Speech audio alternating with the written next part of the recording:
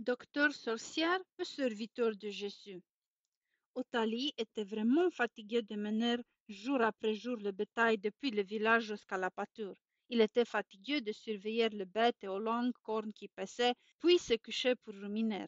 Un jour, il dit très haut à son troupeau de vaches bornées: Demain, j'emmènerai mon frère. Je lui apprendrai à garder le bétail, et puis je m'en irai. Je vais quitter le village pour aller chez mon oncle. L'oncle d'Otali vivait à plusieurs kilomètres de là. C'était un homme très important, le sorcière de son village. Otali désirait aussi devenir sorcière. Sans doute son oncle lui apprendrait-il ses secrets. Le jour suivant, Otali remit à son frère le long bâton recourbé avec lequel il gardait les troupeaux.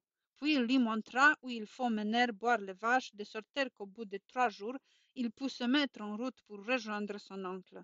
Otali, pourquoi as-tu abandonné nos bêtes, espèce de paresseux? Cria son père.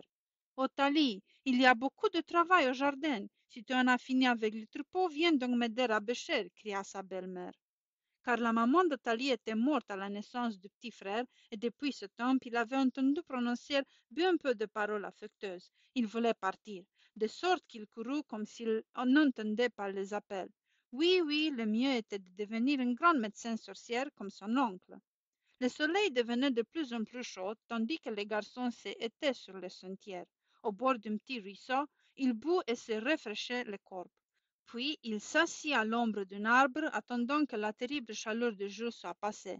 Bientôt sa tête se mit à dos de Linaire, ses yeux se fermaient et il s'endormit. Il s'éveilla en criant: Mais quoi arriva-t-il donc? Il ressentait au-dessus de son genou une douleur grandissante. Regardant attentivement, il découvrit 3 petits trous presque invisibles, la morsure d'une serpente. Il était terrifié. Périrait-il ainsi, au bord de la route? Que faire? Si seulement son oncle, le médecin sorcier, était près de lui.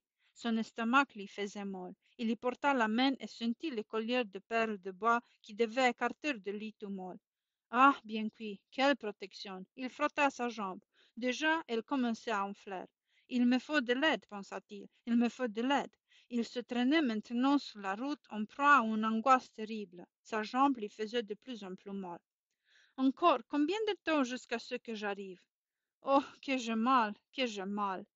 Il entendit alors le bruit d'un camion. Ce bruit approchait de plus en plus. Il se rangea sur le bord de la route et le camion passa devant lui. À l'arrière se trouvaient des garçons de son âge et d'autres plus âgés.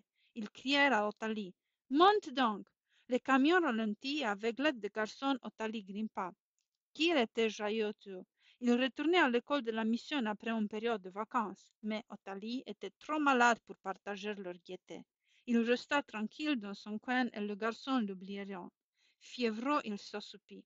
Quand le camion arriva à la mission, les garçons sortirent en se bousculant. Puis ils remarqueront le garçon évanoui dans son coin avec beaucoup de précautions le portèrent à l'infirmerie. Il était brûlant de fièvre et toute sa jambe était enflée. Le jeune infirmier l'examina soigneusement, puis il découvrit les traces de la morsure et secoua tristement la tête. C'est trop tard, dit-il, je ne puis plus rien faire.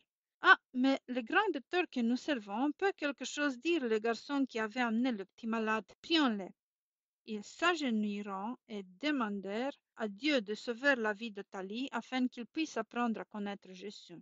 Puis ils firent tout ce qu'ils pouvaient pour aider le garçon. L'infirmière l'injecta du sérum. Il enveloppa la jambe de compresses chaudes puis froides, et le garçon pria toujours pour Othalie. Pendant 3 jours, le cas sembla désespéré. Othalie ne sortait pas de son inconscience. Puis, enfin, il ouvrit les yeux et parla. Je vais aller chez mon oncle, dit-il. Où est ton oncle? Demanda l'infirmière. Mon oncle est le grand médecin sorcier du village d'Nkwazi, dit l'enfant faiblement. Moi aussi, je voudrais devenir un grand docteur. Ah, ah, répondirent les garçons, celui qui t'a guéri t'appelait aussi à son service. De qui parlez-vous? Je ne comprends pas. Qui m'a guéri? Qui m'appelle à son service? Alors ses nouveaux amis racontèrent à Othalie l'histoire de Jésus. Il n'en perdit pas un mot. Chaque jour, il reprenait des forces. Chaque jour, il en apprenait davantage sur le grand médecin qu'il avait guéri. Irait-il vraiment chez son oncle? Jésus était peut-être un plus grand docteur. Enfin, Othalie fut entièrement rétabli. Mais il ne se rendit pas chez son oncle sorcière. Il resta à l'école de la mission. Maintenant, c'est un serviteur de Christ. Dans les villages, on l'appelle celui qui aide Jésus.